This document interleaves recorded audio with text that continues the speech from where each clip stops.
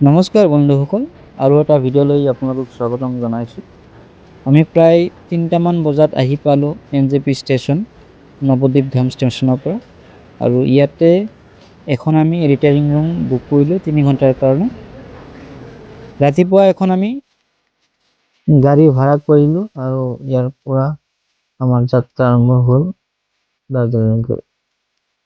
NJP ষ্টেচনৰ পৰা দাৰ্জিলিং বা গেংটকলৈকে বহুত আপোনাৰ শ্বেয়াৰিং টেক্সি ইয়াতে ৰৈ থাকে আৰু ইয়াৰ পৰা ধুনীয়াকৈ শ্বেয়াৰিং টেক্সিটো যাব পাৰি।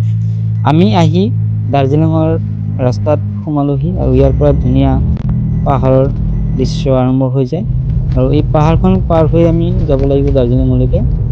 আমি খুৰচাং হৈ দাৰ্জিলিঙলৈ যাম আৰু ইয়াৰ পৰা খুৰচাঙলৈকে বৰ বিশেষ দূৰ নহয়। আমি পালোঁহি খুৰচাং।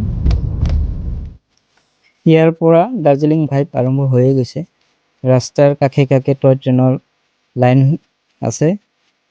আৰু আমি দাৰ্জিলিং পোৱাৰ পিছত হোটেল এখন বুক কৰা আছিল আগৰ পৰা, লৈ তাতে ফ্ৰেছ হৈ এতিয়া আমি দাৰ্জিলিং মল ৰোডলৈ যাম। অকণমান মাৰ্কেটিং বাকী আছে, তাৰপিছত আমি আহি টয় ট্ৰেইনৰ আজি টিকেট বুকিং আছে তাতে উঠিম। এইখনে সেই বিখ্যাত দাৰ্জিলিং ষ্টেচন। আৰু আমাৰ হোটেলখন যিহেতু ষ্টেচনৰ ওচৰতে আছিলে, সেইকাৰণে আমি খোজকাঢ়ি অকণমান চাবলৈ আহিলোঁ। আৰু ইয়াৰ পৰা আমি এতিয়া যাম, আমি এতিয়া গৈ আছোঁ মল ৰোডলৈকে। মল ৰোডতো আধা ঘণ্টামানৰ কাম আছে আমাৰ, তাৰপিছত আকৌ ৰিটাৰ্ণ হৈ ষ্টেচনলৈকে ঘূৰি আহিম। এইখনেই আপোনাৰ দাৰ্জিলিঙৰ বিখ্যাত মল ৰোড। আৰু ইয়াতে আপোনাৰ ডাঙৰ ডাঙৰ কেফে, হোটেল বা যিখিনি মাৰ্কেট কৰিবলগীয়া গোটেইখিনি বস্তু ইয়াতে আছে। আৰু যথেষ্ট ভিৰ হয় এই এৰিয়াটো। আৰু ইয়াৰ পৰা আমি প্ৰায় আধা ঘণ্টামান পিছতে ৰিটাৰ্ণ হ'লোঁ আকৌ দাৰ্জিলিং ষ্টেচনত, যিহেতু 3:45 আমাৰ টয় ট্ৰেইন জয় ৰাইড আছে। আমি ঘূৰি আহি মল ৰোডৰ পৰা ষ্টেচন পালোঁহি, দাৰ্জিলিং ষ্টেচন। আৰু দাৰ্জিলিং ষ্টেচন যিহেতু আমাৰ টিকেট আগৰ পৰাই কটা আছিল, অনলাইন কাটিব পাৰি। এটা 2 ধৰণৰ জয় ৰাইড হয়। এটা হ'ল আপোনাৰ ডিজেল জয় ৰাইড, যিটোৰ প্ৰাইচ 1000 টকা পাৰ পাৰ্চন। আৰু এটা ট্ৰেইন আছে আপোনাৰ আগৰ পুৰণা, যেনেকৈ ষ্টিম ইঞ্জিন, কয়লা দি চলায়, তেনেকুৱা এটা।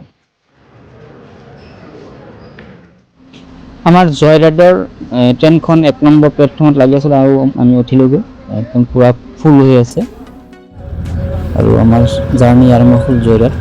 প্ৰায় 2 ঘণ্টামান সময় জয় ৰাইড কৰে। ইয়াৰ পৰা যাব ঘুম ষ্টেচনলৈ, আৰু যি ষ্টেচন হয় পৃথিৱীৰ ভিতৰত চবতকৈ ওখত থকা, সাগৰীয় পৃষ্ঠৰ পৰা ওখত থকা ষ্টেচন। আৰু তাৰ পৰা ৰিটাৰ্ণ হৈ আকৌ দাৰ্জিলিং ষ্টেচনলৈকে ঘূৰি আহিব।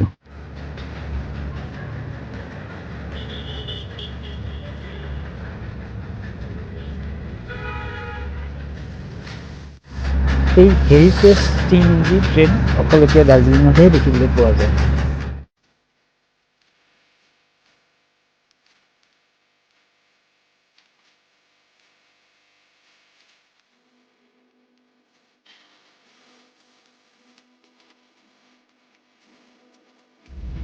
কিছু সময় যাত্ৰা কৰাৰ পিছত আমি আহি পালোঁ বাতাচিয়ালৈ।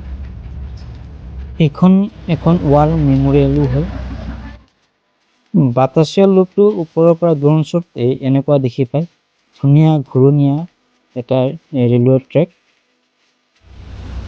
জয় ৰাইডৰ ট্ৰেইন বাতাচিয়া লুপত আপোনাৰ 10 মিনিটমান থিয় হয় আৰু ইয়াতে ধুনীয়াকৈ ফটোশ্বুট কৰিব পাৰে। ভিউ পইণ্ট হয় বাতাচিয়া লুপ, ধুনীয়া ভিউ পইণ্ট হয়।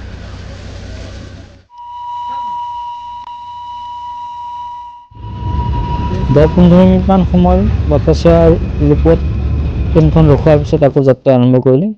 এনেকুৱা লাগে যে মানুহৰ ঘৰৰ মাজেদি গৈ আছে, দোকানৰ ওচৰেদি গৈ আছে।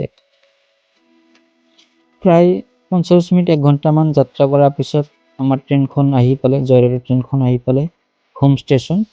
আৰু ইয়াৰ পৰাই ট্ৰেইনখন আকৌ ৰিটাৰ্ণ হ'ব দাৰ্জিলিং ষ্টেচনলৈকে। ইয়াতে ইঞ্জিন চেঞ্জ কৰিব। ঘুম ষ্টেচনখন পৃথিৱীৰ চবতকৈ ওখত থকা এখন ৰেলৱে ষ্টেচন।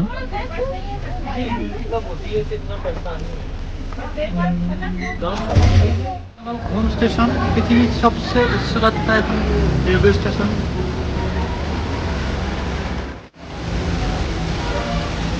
এইখন হ'ল ষ্টিম ইঞ্জিন, এতিয়া মেইনটেনেঞ্চ কৰি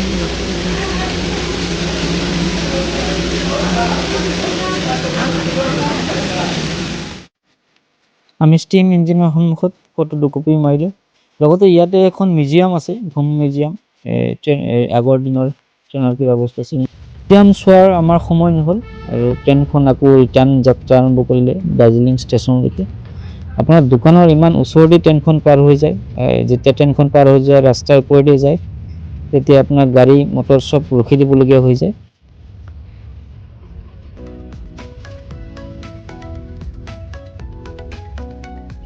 আমি আহি পালোঁ দাৰ্জিলিং ষ্টেচন। আমাৰ জয়ৰাত ইমানতে সমাপ্ত হ'ল আৰু ভিডিঅ'টো এইখিনিতে সমাপ্ত কৰিছোঁ। নেক্সট ভিডিঅ' আকৌ লগ পাম।